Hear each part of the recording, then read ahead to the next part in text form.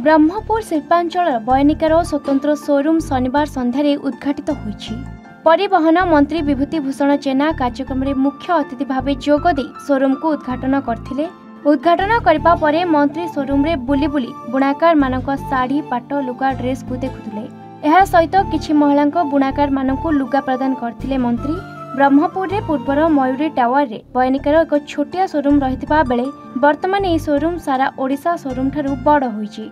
एही शोरूम रे ओडिशार समस्त जिलार बुणाकार मानक द्वारा उत्पादित पाट सूता लुगा टसर हस्ततंत्र वस्त्र उपलब्ध रही। बयनिकार यह 42तम शोरूम। बुणाकार माने निजे कौनसी वृत्ति न करी एप्रति मुह फेराउछंती। वर्तमान बयनिका भली शोरूम हेबा द्वारा सेमानकर उत्पादित सामग्री एठारे बिक्री बटा होई परिबो, जहा फल रे बुणाकार माने पुणी थरे निज कौणिक वृत्ति को फेरिबे। सेहीपरि प्रधानमंत्री नरेंद्र मोदी खदीर बहुल प्रचार प्रसार करबा दिगरे प्राधान्य देउथबा जोगु वर्तमान खदी को लोके अधिक पसंद करुछंती, जहा फल रे बुणाकार माने अधिक मात्रा रे उपकृत हेबे बोली कहिसंती परिवहन मंत्री। हस्ततंत्र क्षेत्र में 9टी बुणाकार मानक लुगा जीआईटी टैग पाइछि। आउ एही 9 प्रकारर बुणाकार मानक लुगा एठारे उपलब्ध रहिछि। प्रत्येक वर्गर लोकंक पई एठारे बुणाकार मानक लुगा उपलब्ध होइछि। चलित आर्थिक वर्ष रे ई शोरूम प्राय 4 कोटी टंकार व्यवसाय हेबो। ग्राहकंक चाहिदा मुताबक विभिन्न प्रकारर हस्ततंत्र लुगा उपलब्ध रहिछि। तेणु लोके निश्चित भावे ई शोरूम को आसी लुगा किनिबे बोली आशा रखा जायतिबा कहिसंती बयनिकार एमडी। नमस्कार। आज बहुत गोटे खुशीर दिन बयनिका पाई जे आज गोटे मेगा शोरूम बयनिकार सिल्क सिटी ब्रह्मपुर होची खोला आज उन्मोचन होईची। आउ प्लस होची हमर honourable minister steel and mines and cooperation and transport department रो सर आसिक आज ताकू उद्घाटन करिसंती। एटा सबुठु बड़ शोरूम ओडिसा रे कहया गले पर्यंत हमर जतिकी अछि 42टी शोरूम अछि।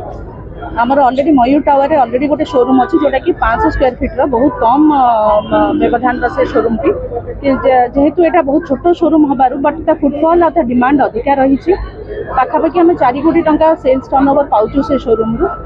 बहुत दिन है सिल्क सिटी बासी मान डिमांड रही आसी भुवनेश्वर कटक पुरी रे आपण मल्टीपल शोरूम्स करुछंती वेरस ब्रह्मपुर एते डिमांड थाई कि आपण गोटे छोटिया शोरूम तार विजिबिलिटी भी बेसी नाही।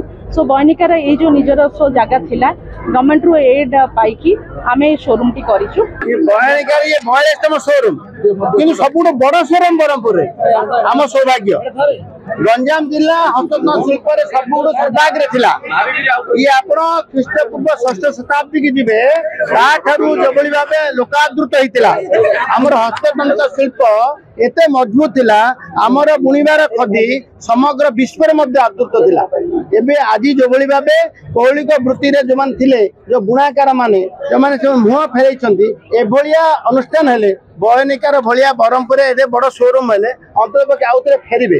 आ जबली भाबे आजी देश रे मोदी मानिया मोदी एमि खदीर एते बहुल प्रसार करछंती सब खदी आड़े जाउछंती। तेणु एभलिया हेले हमर बुणाकार हमर ब्रह्मपुर रो पाट आउतरे उज्जीवित हेबो।